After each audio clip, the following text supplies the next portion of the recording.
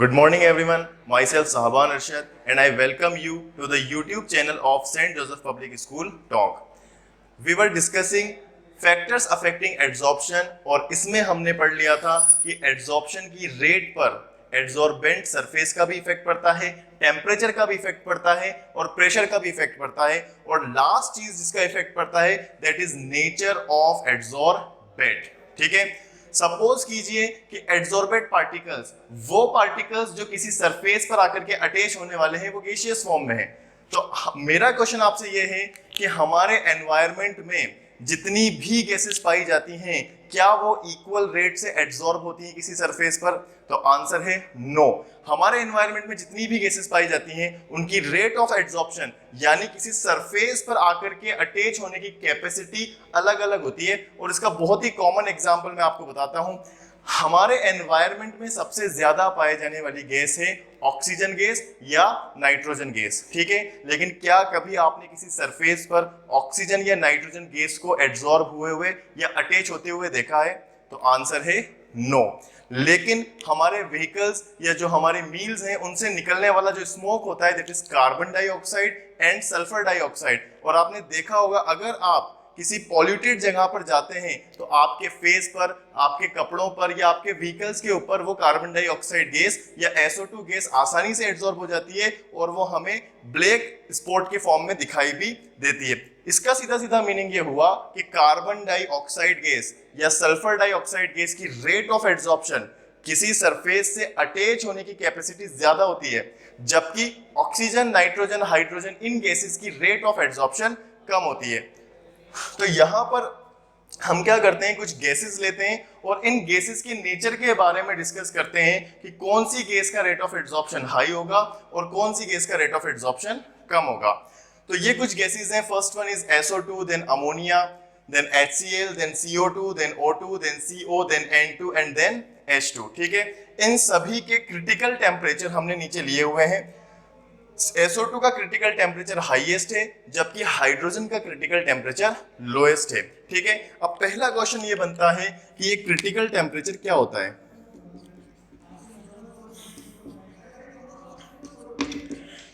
देखिए, हमें मालूम है किसी भी गैस को जब हम लिक्विफाई करते हैं, सपोज कीजिए मैं किसी गैस को लिक्विफाई कर रहा हूं, तो लिक्विफाई करने के लिए मुझे क्या करना पड़ता है?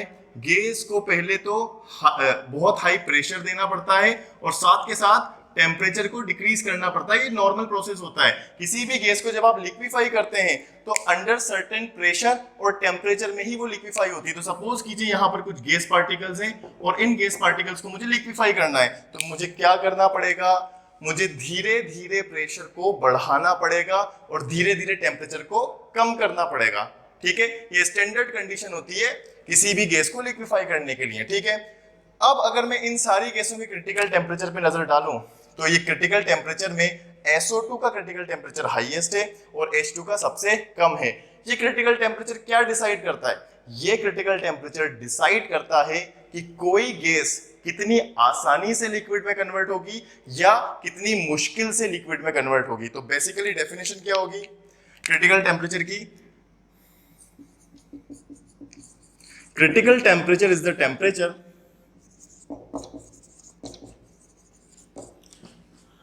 below which या under which a gas can be converted into liquid। ठीक है, क्रिटिकल टेम्परेचर वो मैक्सिमम रिक्वायर्ड टेम्परेचर है जिसके अंदर अंदर बिलो दैट टेम्परेचर हम किसी गैस को लिक्विफाई कर सकते हैं। इसका मीनिंग क्या हुआ?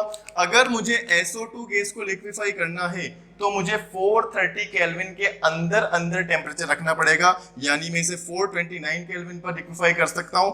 आंसर है यस। क्या मैं इसे 420, 320, 100 केल्विन इन सारे टेम्परेचर्स पर लिक्विफाई कर सकता हूं? तो आंसर है यस। लेकिन क्या मैं इसे 440 केल्विन पर लिक्विफाई कर सकता हूं? तो आंसर है नो। क्यों? क्योंकि ये वाला टेम्परेचर हमारे क्रिटिकल टेम्परेचर जो SO2 के लिए गिवन है उससे ज्यादा चला गया। इसका मतलब क्या है, क्रिटिकल टेम्परेचर के अंदर अंदर जो क्रिटिकल टेम्परेचर हमें गिवन है उससे कम टेम्परेचर पर ही हम किसी गैस को लिक्विफाई कर सकते हैं। Above that temperature gas can not be liquefied. ठीक है, तो critical temperature is a temperature under which a gas can be converted into liquid, and above that temperature a gas cannot be liquefied। ठीक है, चाहे हम कितना ही pressure लगा दें, लेकिन अगर किसी गैस का क्रिटिकल टेम्परेचर क्या है, किसी गैस का टेम्परेचर अपने क्रिटिकल टेम्परेचर से ज्यादा है, तो उसको हम लिक्विड में कन्वर्ट नहीं कर पाएंगे। ठीक है, इसका सिंपल सा मीनिंग ये हो गया कि क्रिटिकल टेम्परेचर लिक्विफिकेशन की रेट को डिसाइड करता है।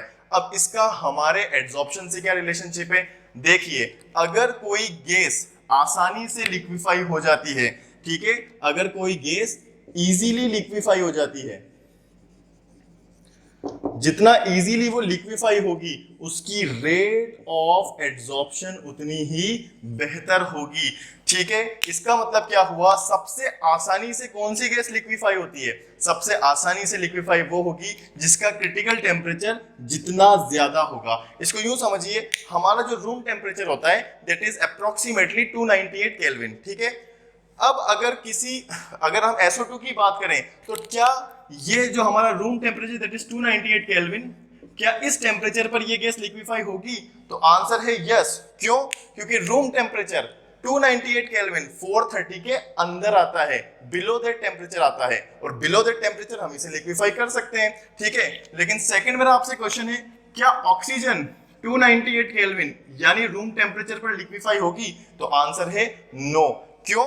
क्योंकि इसका जो क्रिटिकल टेम्परेचर है वो 156 है, और 156 के अंदर अंदर ही ये लिक्विफाई होगी, इसके ऊपर हम इसे लिक्विफाई नहीं कर सकते। तो 298 केल्विन क्योंकि इसकी क्रिटिकल टेम्परेचर से ऊपर जा रहा है, इसलिए हम O2 को आसानी से लिक्विफाई नहीं कर सकते। तो इसके अकॉर्डिंग रेट ऑफ एड्सॉर्प्शन क्या हो जाएगी हमारी, जो रेट ऑफ एड्सॉर्प्शन होगी उसमें हाईएस्ट जो होगा वो SO2 होगा, then ammonia, then HCl, then CO2, O2, और नाइट्रोजन और हाइड्रोजन का रेट ऑफ एड्सॉर्प्शन सबसे कम होता है। क्यों? क्योंकि इसकी लिक्विफिकेशन की रेट लोएस्ट होती है, बहुत मुश्किल से ये क्या होंगे, लिक्विड में कन्वर्ट होंगे। ठीक है, इसलिए लेस रेट ऑफ एड्सॉर्प्शन होगी, और लेस रेट ऑफ एड्सॉर्प्शन क्यों है, क्योंकि ये इजीली लिक्विफाई नहीं हो पा रही है, जबकि इन गैसेस का क्या होगा, हाई रेट ऑफ एड्सॉर्प्शन। ठीक है, तो सिंपली हमने इस पर्टिकुलर चीज में क्या पढ़ा कि किसी भी गैस का जब किसी पर्टिकुलर सरफेस पर एड्सॉर्प्शन होता है तो वो गैस जिसका क्रिटिकल टेम्परेचर हाई होता है, यानी वो गैस जो आसानी से लिक्विड में कन्वर्ट हो जाती है, उसका रेट ऑफ एड्सॉर्प्शन हमेशा हाई होता है, और वो गैस जिसका क्रिटिकल टेम्परेचर लो होता है, यानी जो आसानी से लिक्विड में कन्वर्ट नहीं होती, उसका रेट ऑफ एड्सॉर्प्शन भी लो होता है। आज के इस लेक्चर में इतना ही। Thank you.